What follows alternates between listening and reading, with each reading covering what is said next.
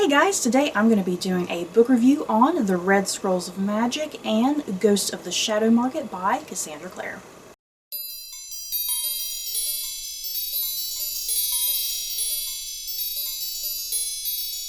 So, before I do head into my review of both of these books by Cassandra Clare, I don't really particularly plan on having any sort of spoilers. The thing is, though, since these books are both, like, very deep into the Shadowhunter universe, I mean, I may kind of mention some things from previous books, possibly, so yeah, just be warned with this review. I'm not particularly giving any spoilers from these books, but yeah, like I just mentioned, things that have happened in past books might kind of appear, I guess. So just be warned, whatever you feel comfortable with in terms of spoilers in regards to the Shadowhunter universe by Cassandra Clare. Because yeah, at this point, it's kind of hard to avoid spoilers since there's so many freaking books in this entire universe. So, yeah, you guys, I'm going to start with The Red Scrolls of Magic. The Red Scrolls of Magic is book 1 in Cassandra Clare's The Eldest Curses series, which is part of the Shadowhunter universe. Taking place after the first 3 books in the Mortal Instruments, we follow Alec and Magnus as they attempt to take a vacation across Europe. Of course, a Shadowhunter and a Warlock can't have any peace and quiet, and their vacation is interrupted when they receive word that a demon-worshipping cult known as the Crimson Hand is causing problems. Not only that, but apparently this cult was founded by Magnus, and he has absolutely no memory of having created this group. Alec and Magnus continue traveling across Europe, seeking information about this group while trying to clear Magnus's name. So, like any sane person, I, of course, love shipping Alec and Magnus, yeah guys. I adore the two of them. They're easily, like, 2 of my favorite characters in the original Mortal Instruments series. So yeah, I ship them, I love them. This book is probably right up the alley of anybody who loves Alec and Magnus. But yeah, the big question, is this book necessary? The answer, no.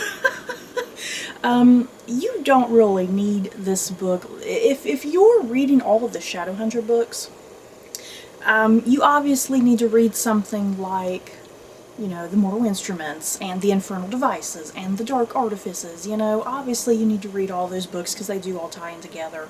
The Eldest Curses, which is this new series is being called The Eldest Curses.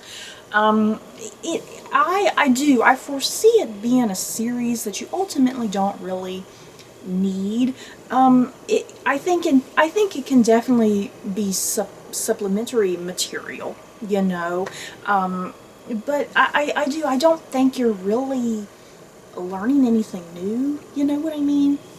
And yeah, this book, this first book in the series, it takes place after the first 3 Mortal Instruments books. Because yeah, when I first started this book, I was a little bit confused. I was like, wait a minute, where exactly is this taking place? And it took me a good little while to be like, oh, okay, this is after the first 3 Mortal Instruments books, but yeah, the next 3 have not happened just yet. Because if I recall, Alec and Magnus make some sort of reference in maybe book 4, I'm thinking, that they've taken some sort of vacation. And so this is where this book is falling, if that helps any sort of confusion, because I was, like I said, I was certainly very confused heading into this. And I did enjoy this book, you know. Like I said, I do love Alec and Magnus. I did enjoy elements of this book, and it was just fun being with them in general, and being with them on some random adventure that we're just now learning about this deep into the Shadowhunter world. But yeah, like I said, it's not a book that is essential, or at the end of the day, it's not really important. And yeah, this book, though I did have a lot of fun with it, I had some similar problems with this book like I did with The Bane Chronicles. The Bane Chronicles being a series of short stories compiled into one book, and all the short stories had something to do with Magnus Bane. And yeah, my problem with The Bane Chronicles, if you never watched my review for that, My problem with that series of short stories is that it kind of ruins the appeal of Magnus Bane for me, because Magnus Bane, especially in those first three Shadowhunter books, and I think even in the Infernal Devices, Magnus is this character that's very enigmatic, and he's a mystery, and sometimes he'll kind of just make a reference or a comment about something, especially maybe something that's happened in his past. And the fun with his characters, he does make these random comments and observations of something that's probably personal to him, but yeah, you the reader are like, what is he talking about? And that's kind of the fun of his character. And yeah, you don't know a lot of his deep history, you know, because he's several hundreds of years old, if I'm not mistaken, and there's just so much history with him and a lot of stuff you don't know about him, and I like it that way. I like that Magnus is this enigma and that he's mysterious and that we don't know a lot about him, you know? What we know about him is what we learn about him in just kind of the modern context and how he's presented in the Mortal Instruments, you know?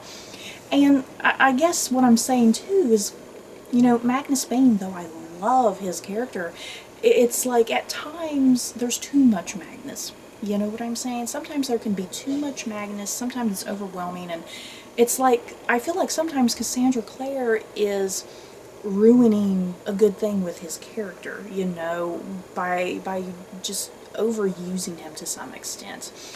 And yeah, it's like what I had problems with the Bane Chronicles, it's like I kind of have those similar problems with this book, you know? It's like I'm just getting too much Magnus, and there's too much of his history that's being revealed and introduced, you know?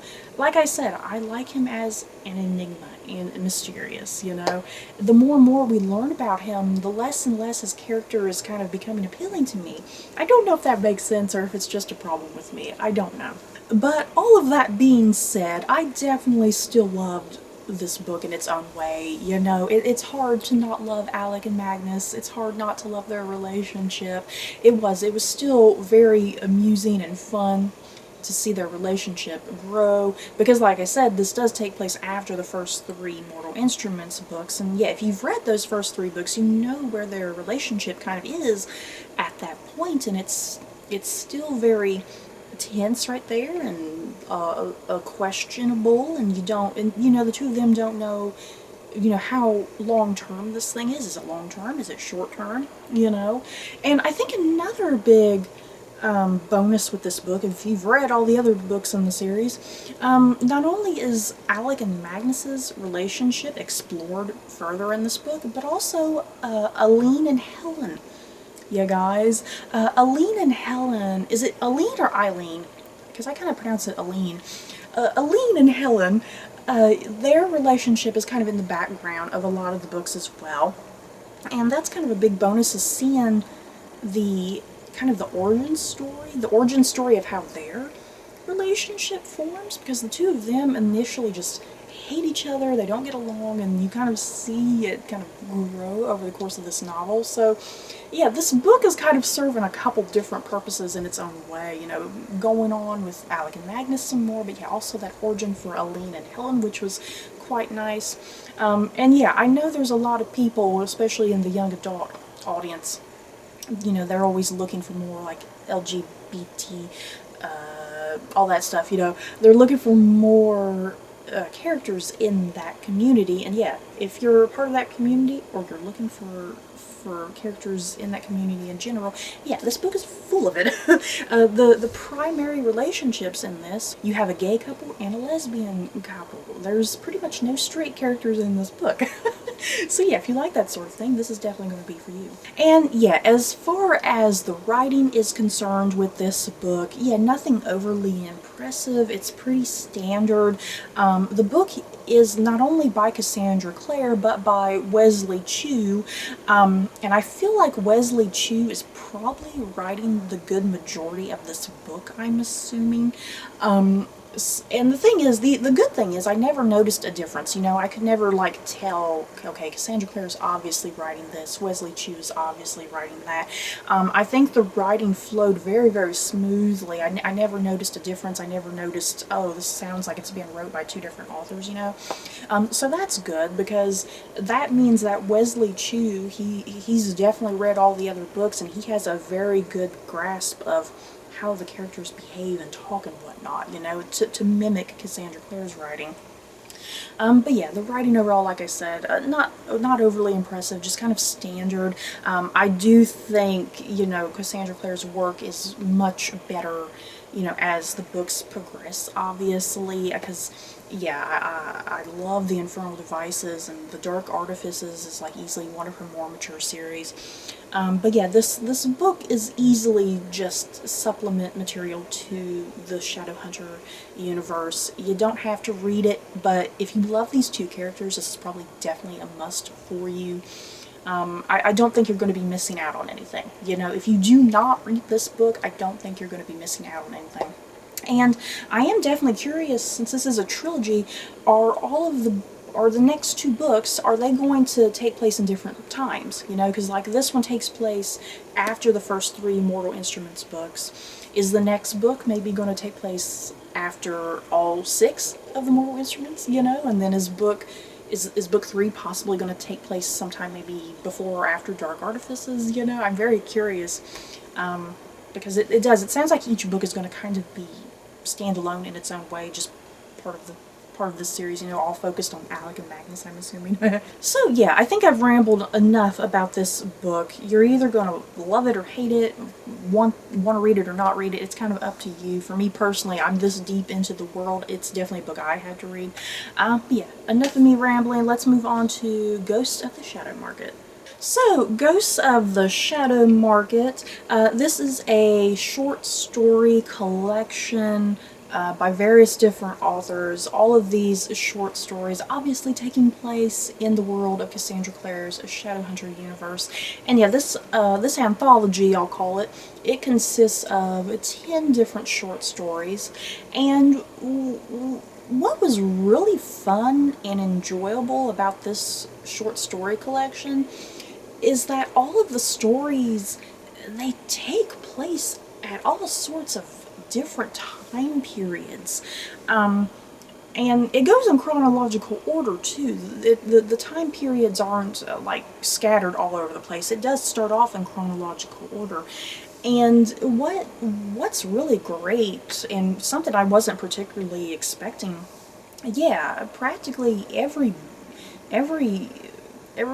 character is kind of explored to some degree. All of the books are part of this. If you love the Infernal Devices, a lot of those characters make appearances in this. And not just Infernal Devices, but yeah, even the Last Hours series, which is like the spin-off series to the Infernal Devices, some of those characters that we've not even been introduced to yet, those characters have their own little short stories in this. And then, yeah, you get some short stories that are leading up to essentially the events of the Mortal Instruments, and then you get some stuff revisiting the Dark Artifices characters. Yeah, these short stories will appeal to a lot of different people, you know, depending on what your favorite series is. You know, if you like Mortal Instruments, if you like Infernal Devices, if you like Dark Artifices, whatever. And yeah, the common denominator with every single one of these short stories is the character of Jim Carstairs. Now, yeah, don't let this cover fool you, because Jim is on the cover here, but sometimes his involvement in any single short story, he'll either be in the story a lot, or kind of middling, or he'll just be in it very, very briefly. But yeah, he is kind of the common denominator. And yeah, if you've read the Dark Artifices especially, you know that Jim, alongside Tessa, their big thing is searching for the lost Herondel. There's like a big mystery with that, which gets fleshed out and explored in the Dark Artifices. You find out who the lost Herondel is. And yeah, this book, it's essentially following Jim and alongside Tessa once she's kind of introduced, following the two of them as they're looking for the lost Herondale, and all of these various different stories connecting in that way, and what's prompting Jim to go on this quest, and then yeah, once he does achieve the quest, and kind of some of the aftermath of that, I suppose, without spoiling too much. And I tell you what, I know I was just mentioning when I was talking about the Red Scrolls of Magic that it's not really necessary. The thing is, if you did happen to read the Red Scrolls of Magic, there's some plot points, even in one of these short stories, that harkens back to some stuff from the Red Scrolls of Magic. So yeah, even that random book, you know, the Red Scrolls of Magic, even that random book, there's stuff that's further explored in this book as well. So yeah, seriously, if you are a die-hard Shadowhunter fan, this book is going to be for you, because you're going to be able to just pinpoint out all the little Easter eggs and all the little connections, and yeah, the reading will go by really smoothly, I think. But yeah, if you're not caught up on all the books, there's going to be a lot of stuff in this that's very, very confusing to you. So yeah, I think essentially what I'm trying to say about this collection is that a lot of it is like filler material, you know, like filler material between practically every single book in the Shadowhunter universe. It's like the stories are exploring maybe some sort of element that the other books didn't particularly have time to explore, you know, and it fills in these little random gaps, and it helps kind of connect all of the various different books together in a more tight bow, I suppose.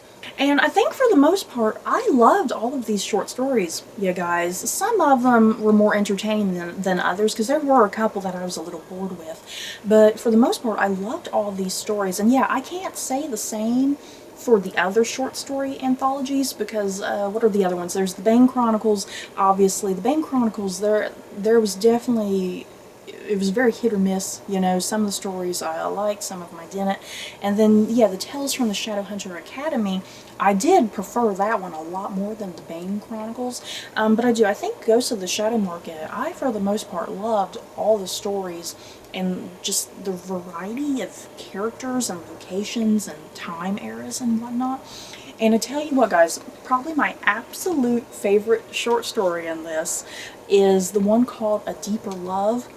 And that's the one that shows Jim and Tessa during World War II, during the London Blitz. Yeah, guys. And after reading that short story, I couldn't help but think, oh my god, I would absolutely die if Cassandra Clare went back to World War II and told a new trilogy during World War II. That would be absolutely amazing. I would love it. I need more of that. But yeah, A Deeper Love is definitely my favorite in this collection. So you guys, that is it for my review on these two books set in Cassandra Clare's Shadowhunter universe. In the comments below, have you guys read any of these books? Do you plan on reading any of them? And yeah, how do you feel in general about all these books? Because Cassandra Clare just has so many of them. But at the same time, it's like I still weirdly enough enjoy all of them, and I always get excited, and I think the Shadowhunter books have kind of become a guilty pleasure for me. I do. I just really love the world and the characters, and I can't get enough. And yeah, even when there are weaker books in the series, especially like the anthology books or just something like the Red Scrolls of Magic, even when there are weaker books, it's like I still am just really thrilled and happy to read them, and I still love them no matter what. But yeah, you guys, let me know your thoughts down below about these books if you have read them. So that's it for this review. Don't forget to like, comment, and subscribe, and if you like this video, you may like these other videos. Bye, guys.